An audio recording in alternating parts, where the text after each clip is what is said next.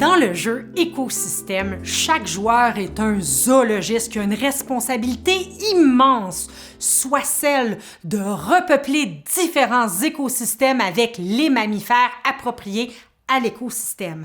Alors, c'est un jeu qui enseigne à jouer de façon collaborative, coopérative, mais en plus, on amasse des points personnellement de manière à devenir le meilleur zoologiste de la planète. Mais pour ce faire, c'est essentiel d'avoir repeuplé les écosystèmes parce que sinon, tout ce qu'on fait ne sert à rien. Pour commencer le jeu, vous devez dans un premier temps sélectionner les cartes mammifères qui sont connues des enfants. Évidemment, si les enfants ont joué souvent ou que c'est des adultes qui jouent, vous pouvez utiliser tous les mammifères du jeu, vous les mélangez et en faites une pioche tout simplement. Ensuite, à partir de cette pioche, vous devez mettre des cartes au centre de la table avec lesquelles les joueurs vont jouer. Le nombre de cartes qu'on va retrouver au centre de la table dépend du nombre de joueurs. Alors, si on joue à 2, on va déposer 8 cartes avec les animaux face visible. Si on est 3 joueurs, ce seront 10 cartes qui seront sur la table et à 4 joueurs, ça va être 12 cartes différentes. Ensuite, il faut retirer du jeu les 9 cartes écosystème, bien les brasser et en faire une pioche. Évidemment, le premier écosystème que l'on voit est le premier avec lequel on va jouer, le premier à repeupler avec différents mammifères. Pour terminer la préparation, on va donner simplement 2 jetons de couleur à chaque joueur. Chaque joueur va avoir sa couleur personnelle qu'il doit mémoriser, évidemment, pour se souvenir de quel mammifère il a choisi. Dans un premier temps, tous les joueurs doivent discuter ensemble pour se concerter quels sont les mammifères parmi ceux sur la table qui sont les plus susceptibles de repeupler le premier écosystème.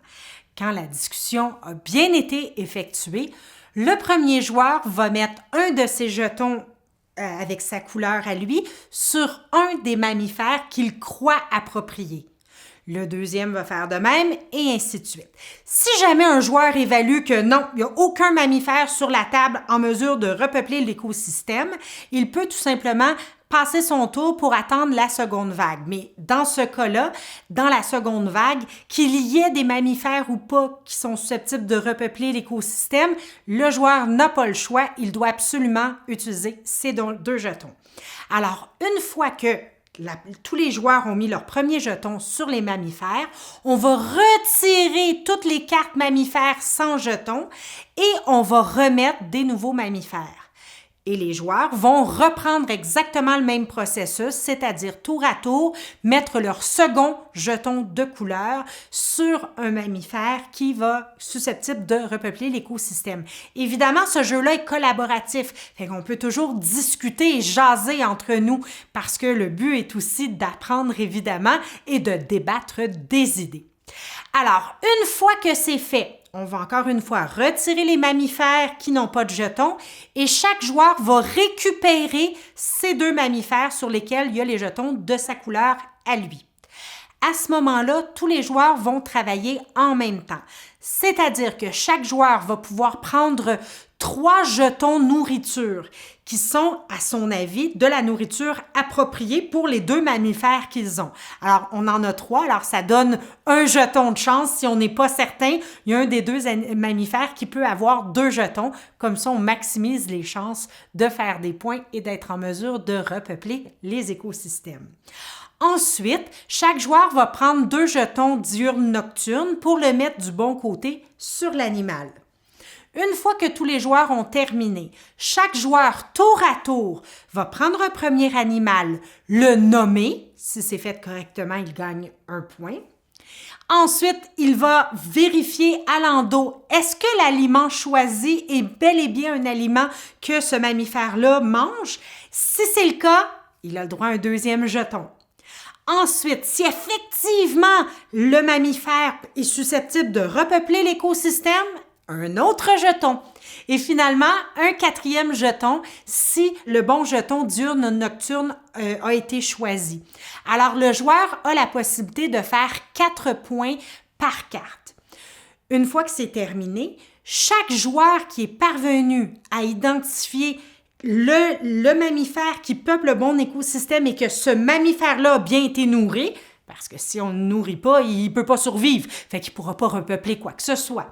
Alors, c'est juste dans la mesure où on a le bon écosystème, on a le bon aliment, qu'on peut finalement mettre sa carte animale dans l'écosystème et on va les mettre de côté. Alors, ce qui est important, c'est que plus il y a d'animaux qui ont été sélectionnés par l'ensemble des joueurs pour repeupler, mieux c'est pour la fin.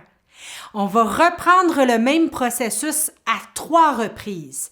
Et au terme des 3 reprises, on va comptabiliser combien d'animaux au total ont pu repeupler les 3 écosystèmes qui ont été bâtis. Alors, ce nombre-là va nous donner une idée collectivement. Sommes-nous une excellente équipe de zoologistes experts ou on aurait tout intérêt à manger des croûtes pour arriver à faire mieux?